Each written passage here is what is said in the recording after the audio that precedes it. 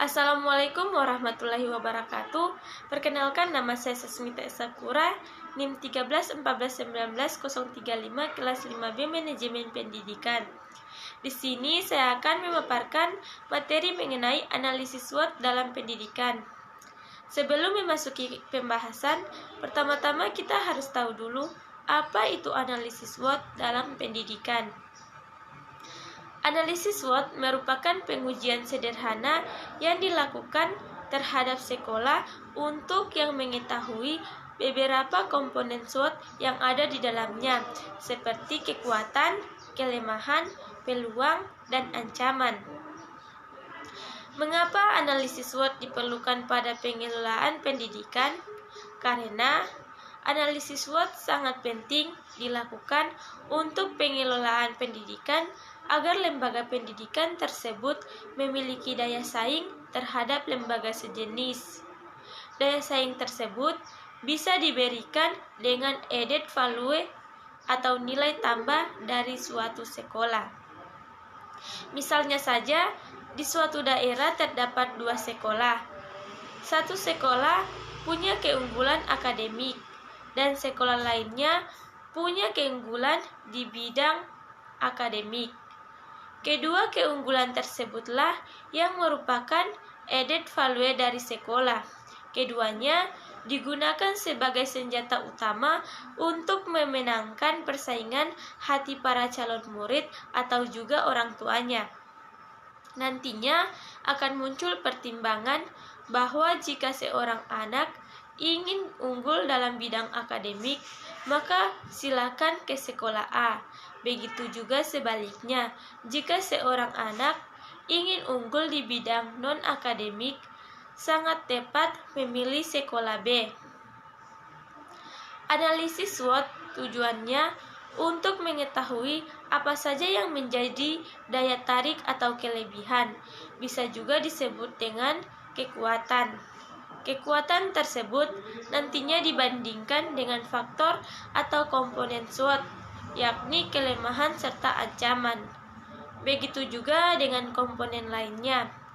Jadi, analisis SWOT sekolah sangat diperlukan agar pengelolaan yang dilakukan bisa tepat sasaran dan bisa memicu keputusan dengan strategi yang tertentu yang dirasa efektif untuk meningkatkan daya saing.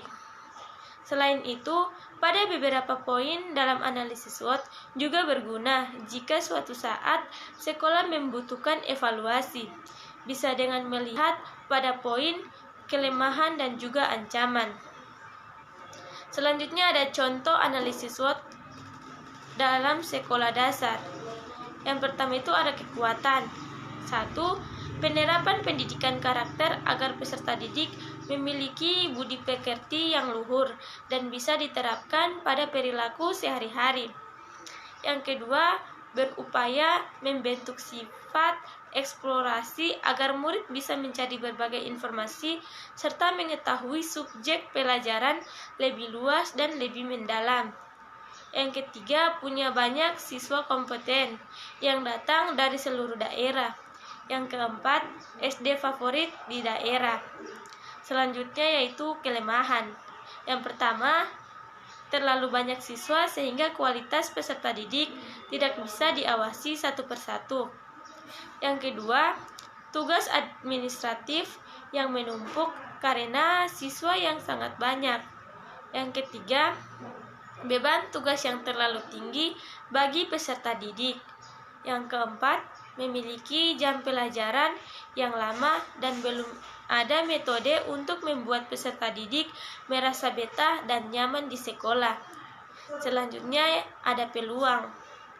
Yang pertama, peserta didik memiliki nilai tambah di SMP favorit tujuannya.